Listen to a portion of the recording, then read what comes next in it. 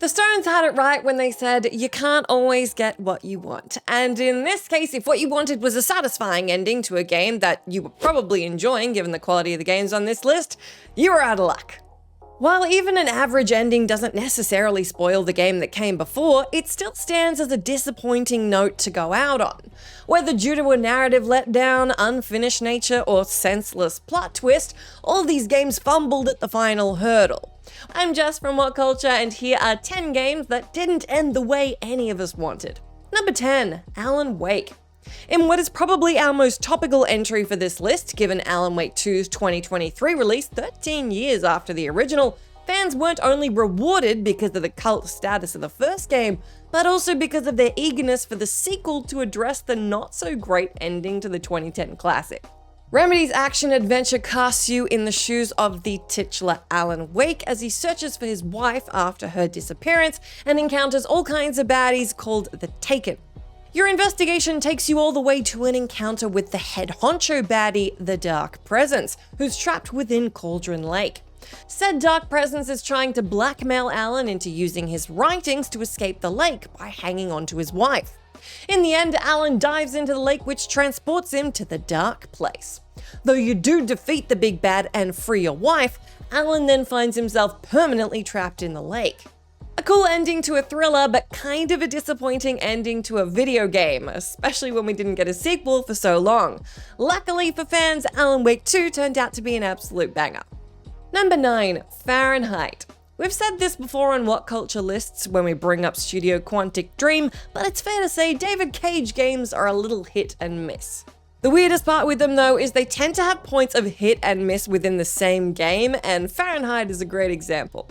The 2005 action-adventure, also known as Indigo Prophecy, has you play as a possessed murderer called Lucas, and 2 cops on his tail.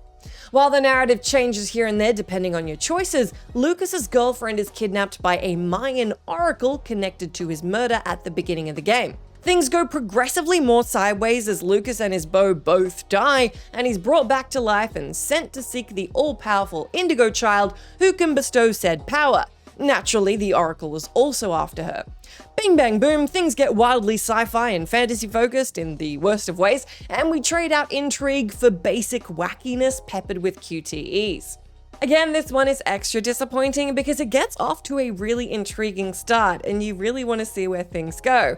But as we know, David Cage can't really help himself but take things so far off the rails that he can't even see the rails anymore.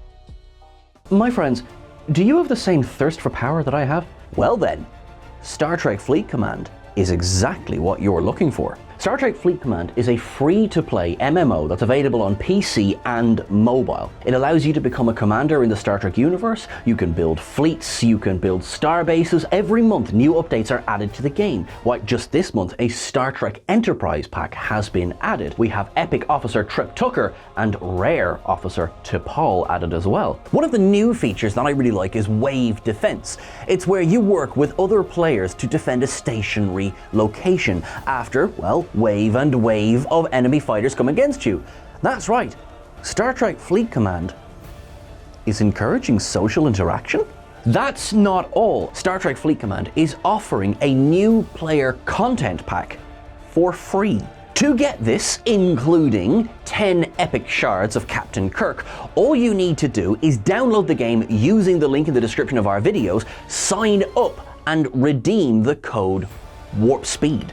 Sign up today with code Warp Speed and start playing Star Trek Fleet Command. And you never know, you and I may see each other at the Alamo. Number 8, Borderlands. Yet another game you would absolutely expect to be on this list if you're a purveyor of bad endings, which I don't know why you would be, but if you were, you'd be expecting Borderlands. The infamous ending to a game that would kick off one of gaming's biggest saturated shooters had you finally arrive at the vault you've been scouring the planet of Pandora for all game long. Naturally, you've gone in expecting some substantial loot, or at least a satisfying ending to the narrative. Instead, you discover there's no treasure in the vault at all, just a big monster dubbed the Destroyer that you're tasked with destroying before he destroys you. Then the vault gets shut up again, and that's it. The ending was so famously disappointing and made fans infuriated that it was only thanks to some solid DLC offerings and apologies by way of a sequel that things were eventually forgiven and the series went on. Number 7, No Man's Sky. The argument for No Man's Sky not being on this list is twofold. Firstly, it's so much better now and I hate to discredit that. And secondly, you could argue it doesn't really have an ending.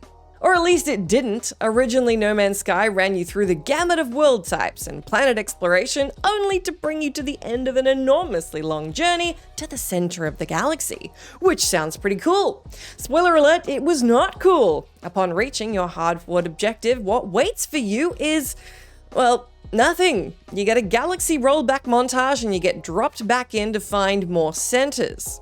Unless you hadn't already guessed it, finding more centers doesn't become more compelling.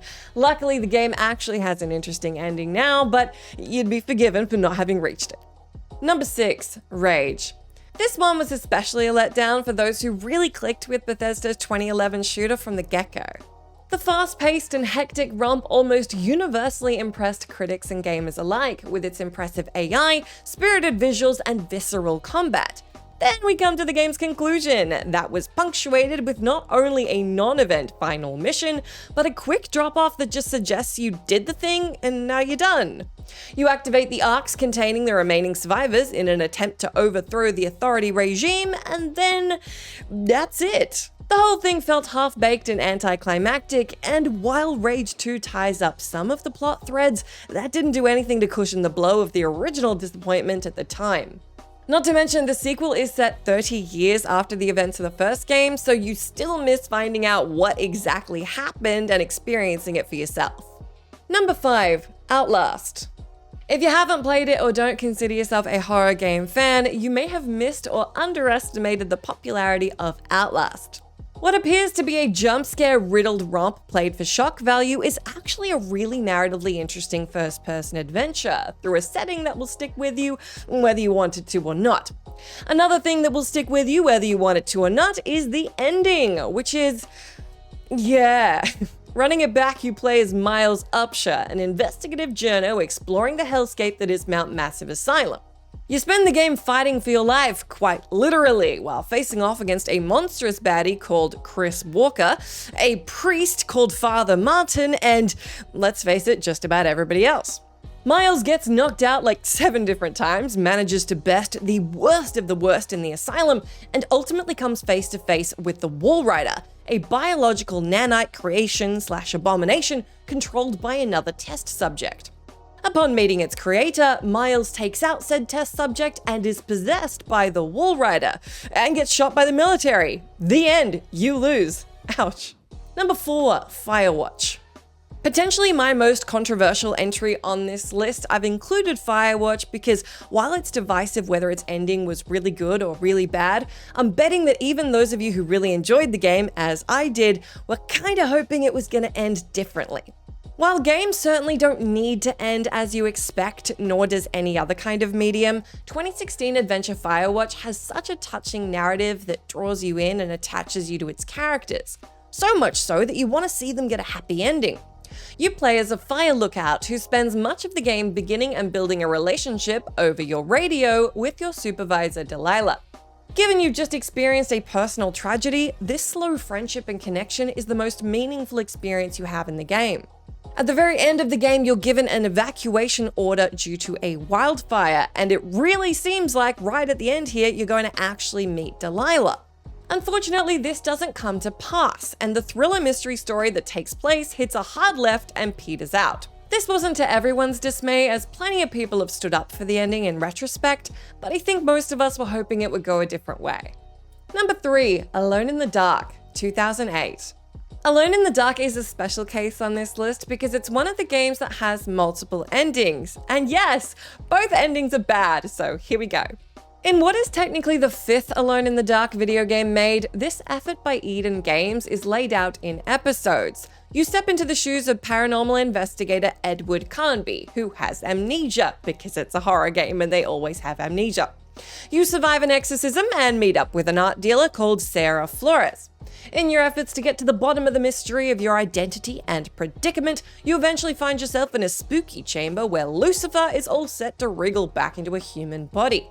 That human body was looking primed to be yours before Sarah interjected and became possession target number 1. At this juncture, you got 2 choices. Kill Sarah so Lucifer possesses you instead, or let her live and watch her get full-on possessed. After which the big bad mocks you for being alone, and you say, and I'm not kidding, "I'm used to it," before skulking off. It sounds so much like I'm joking, I actually had to double check this was the ending, and yeah, you gotta watch it for yourself. Number 2, A Way Out. If you were playing this one with a buddy, you probably didn't mind the ending at all. You may have even thought it was exciting, clever, even a delightfully unpredictable twist. If, however, you were playing this game with a loved one or perhaps a non-gamer friend who you were like, "It's co-op, come on, let's play together, it'll be fine, we'll have fun," then this was not the ending you were hoping for. A Way Out is a pretty fun and inoffensive puzzle adventure for the most part. You journey through various locations as 2 characters who begin their story locked up in a jail, and both make their way out and then try to stay that way. After a series of bonding moments, the game takes a massive shift in its 11th hour. All of a sudden, it's revealed one of these guys isn't who he said he was, and he's actually an undercover cop, so you guys are on opposite sides. That becomes wildly apparent at the very end of the game, where you're then forced to face off against each other in a shootout, where only one of you can live, in an event that fractured many a friendship and relationship. If you got through to the end of this one without a fight, you'd have picked the right co-op companion, and you're a stronger person than me. Number 1, The Quarry. A great thing about writing these lists is that I can collect a bunch of popular bad endings, a bunch of lesser known ones, and also personal gripes that I have. This is one of those last ones. While the Quarry developer Supermassive Games is responsible for some of the most fascinating storytelling in the medium, especially in the horror genre, their 2022 effort left a lot to be desired for most players once they reached the end of the game's 9-hour runtime. While there are absolutely some interesting ideas at play in The Quarry and a handful of varied, albeit somewhat forgettable characters, the ball is only really dropped at the end. The horror adventure hurtles towards its conclusion, and no matter how many of its characters you save or what decisions you make, there's no satisfying final chapter or epilogue. Bizarrely, things just wrap up with some flavor text telling you where each character ended up, and then there's an agonizing podcast episode kind of explaining the things you learned along the way. All that plus a replay system that doesn't let you skip dialogue, a system where you could pay real money to roll back a decision, and an unfinished feeling left a poor taste in your mouth even if you're enjoying this one for the rest of its duration.